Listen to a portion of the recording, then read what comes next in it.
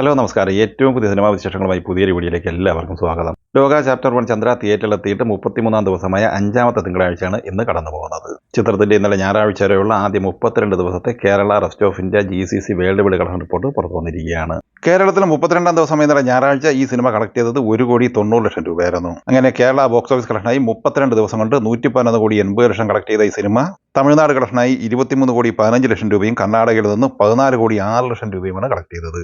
ആന്ധ്ര തെലങ്കാനയിൽ നിന്ന് ആദ്യ 32 ദിവസം കൊണ്ട് 13,57,00,000 സ്വന്തമാക്കിയ സിനിമ നോർത്ത് ഇന്ത്യൻ കളക്ഷനായി നേടിയെടുത്തത് 7,50,00,000 രൂപയായിരുന്നു. അങ്ങനെ റെസ്റ്റ് ഓഫ് ഇന്ത്യയിൽ നിന്ന് ആദ്യ 32 ദിവസം കൊണ്ട് 58,28,00,000 കളക്ട് ചെയ്ത ഈ സിനിമ ടോട്ടൽ 32 ദിവസത്തെ ഇന്ത്യൻ ഗ്രോസ് കളക്ഷനായി 170,08,00,000 രൂപയാണ് നേടിയെടുത്തിട്ടുള്ളത്. ഇതോടെ ഇന്ത്യൻ ബോക്സ് ഓഫീസിൽ ഏറ്റവും കൂടുതൽ കളക്ഷൻ നേടിയെടുക്കുന്ന മലയാള സിനിമയായി ലോകം മാറിയിരിക്കുകയാണ്. ഇനി ഈ ചിത്രത്തിന്റെ വിദേശ കളക്ഷനിലേക്ക് വന്നാൽ ആദ്യ 32 ദിവസം കൊണ്ട് $13.298 മില്യൺ കളക്ട് ചെയ്തിട്ടുള്ളത്. ഇന്ത്യൻ കറൻസിയിൽ 118,02,00,000 രൂപ. അങ്ങനെ ഇന്നലെ ഞായറാഴ്ച വരെയുള്ള ആദ്യ 32 ദിവസം കൊണ്ട് വേൾഡ് വൈഡ് ഗ്രോസ് കളക്ഷനായി 288,10,00,000 രൂപയാണ് ലോക ചാപ്റ്റർ 1 ചന്ദ്ര നേടിയെടുത്തിരിക്കുന്നത്. ഇനി 5ാമത്തെ തിങ്കളാഴ്ചയും 33ാം ദിവസം കൂടിയായി ഇന്ന് കേരള കളക്ഷനിലേക്ക് വന്നാൽ 90 ലക്ഷം 1 കോടി റേഞ്ചിൽ കളക്ഷനാണ് ഇന്ന് പ്രതീക്ഷിക്കുന്നത്. അങ്ങനെ ആദ്യ 33 ദിവസം കൊണ്ട് കേരള കളക്ഷനായി മാത്രം ഏകദേശം 112,80,00,000 റേഞ്ചിലാണ് ഈ സിനിമ എത്തി നിൽക്കുന്നത്. ഇന്ന് ഈ സിനിമയുടെ വേൾഡ് വൈഡ് കളക്ഷൻ പ്രതീക്ഷിക്കുന്നത് 2 കോടി റേഞ്ചിലാണ്. അങ്ങനെ ആദ്യ 33 ദിവസം പിന്നിടുമ്പോൾ ലോകമെമ്പാടുമായി 290 കോടിയോളം രൂപയാണ് ഈ സിനിമ കളക്ട് ചെയ്തിരിക്കുന്നത്. ഷെയ്ൻ നിഗം നായകനായി നവാഗതനായി ഉണ്ണി ശിവരംഗം തിരക്കഥഴി സംവിധാനം ചെയ്ത് സെപ്റ്റംബർ 26 വെള്ളിയാഴ്ച തിയേറ്ററിലെത്തി പോസിറ്റീവ് അഭിപ്രായം നേടിയെടുത്ത സിനിമയാണ് ബൾട്ടി. തമിഴിലും മലയാളത്തിലുമായി റിലീസ് ചെയ്യപ്പെട്ട ഈ സിനിമ ആദ്യ 3 ദിവസം കൊണ്ട് കേരളത്തിൽ കളക്ട് ചെയ്തത് 3,23,00,000 രൂപയായിരുന്നു. ഇന്ന് ഈ സിനിമയുടെ കേരള കളക്ഷൻ 50 ലക്ഷം റേഞ്ചിലാണ് പ്രതീക്ഷിക്കുന്നത്. ആദ്യ 4 ദിവസം കൊണ്ട് 3,75,00,000 റേഞ്ചിലാണ് ഈ സിനിമയുടെ കേരള കളക്ഷൻ. സിനിമയുടെ world wide box office collection 5.5-6 കോടി റേഞ്ചിലും പ്രതീക്ഷിക്കുന്നുണ്ട്. പവൻ കല്യാൺ നായകനായി സുജീത്ത് തിരക്കഥഴി സംവിധാനം ചെയ്ത് സെപ്റ്റംബർ 25 വ്യാഴാഴ്ച തിയേറ്ററിലെത്തി പോസിറ്റീവ് അഭിപ്രായം നേടിയെടുത്ത പാൻ ഇന്ത്യൻ തെലുങ്ക് സിനിമയാണ് ദേ കാൾ ഹിം OG.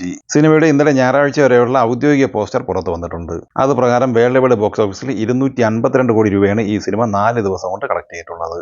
എന്നാൽ ട്രാക്കേഴ്സ് കണക്ക് പ്രകാരം ആദ്യ 4 ദിവസം കൊണ്ട് 168 കോടി രൂപയാണ് ഇന്ത്യൻ ഗ്രോസ് കളക്ഷൻ. വിദേശ കളക്ഷനായി ഈ സിനിമ 59 കോടി രൂപയും നേടിയെടുത്തിട്ടുണ്ട്. ആദ്യ 4 ദിവസം കൊണ്ട് 227 കോടി രൂപയാണ് ഈ സിനിമ വേൾഡ് വൈഡ് ഗ്രോസ് കളക്ഷനായി സ്വന്തമാക്കിയിട്ടുള്ളത്. ഇന്ന് ഈ സിനിമയുടെ വേൾഡ് വൈഡ് കളക്ഷൻ 10-12 കോടി റേഞ്ചിലാണ് പ്രതീക്ഷിക്കുന്നത്.